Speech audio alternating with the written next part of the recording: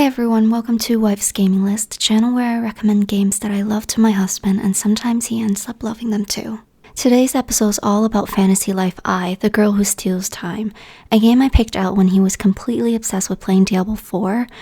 Just a little history on this, we usually play together, but I've just been so busy with work. I just wanted a game that could help me relax after work or when I'm not working at all, because I do work in a very stressful environment.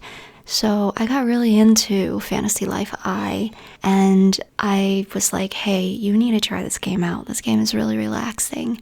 And knowing that it's so different from Diablo, I was a little bit hesitant. Regardless, I felt like he's gonna like this game. And I'll tell you guys all about his experiences with it.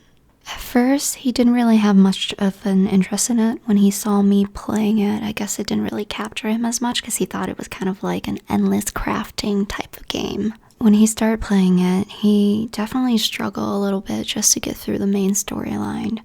But then, when he was able to push through, he realized it was just the beginning.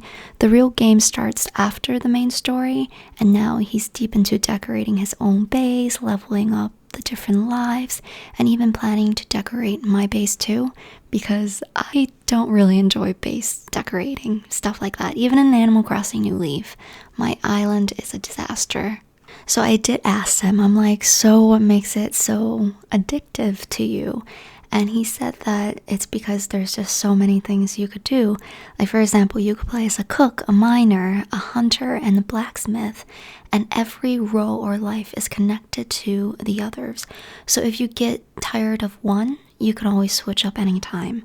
That's the freedom that keeps the game so fresh for him. He finds the crafting minigames surprisingly satisfying, especially when he hits those perfect combos, and he says the leveling up gives him this like steady goals. The reason why it's really important to level up your lives or your classes is because once you reach the highest level that you could achieve, which is the hero level in a sense, you get this really cool passive that could apply for every single lives. It could be passive for, I guess, get a higher chance of critical hit, and that could be applied for all the lives. As you can see, this game has a ton of depth underneath, which is why my husband now has over 180 hours in the game. He says the real final boss is the base decorating. Onto his least favorite part about the game is the connection in multiplayer. Sometimes it could be a little bit spotty, and also like just farming for rare materials can be quite a grind for him. But come on, we play Diablo. The grind is real in that game. The grind in this game is like a walk in the park.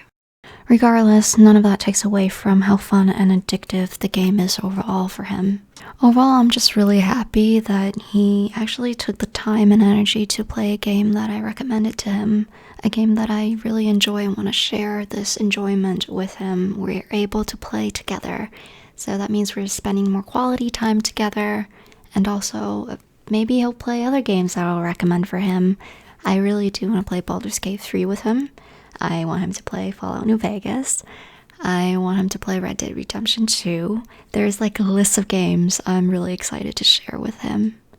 Thank you so much for sticking around until the very end. We hope that you have a lovely evening, and please make sure to be kind to yourself and take care of yourself. Maybe you should treat yourself to something like food from a restaurant that you love. That's what I like to do when I'm having like a difficult day, or when work is a little bit too much for me. I like to reward myself with little simple things in life. And I hope that we'll get to see you guys again.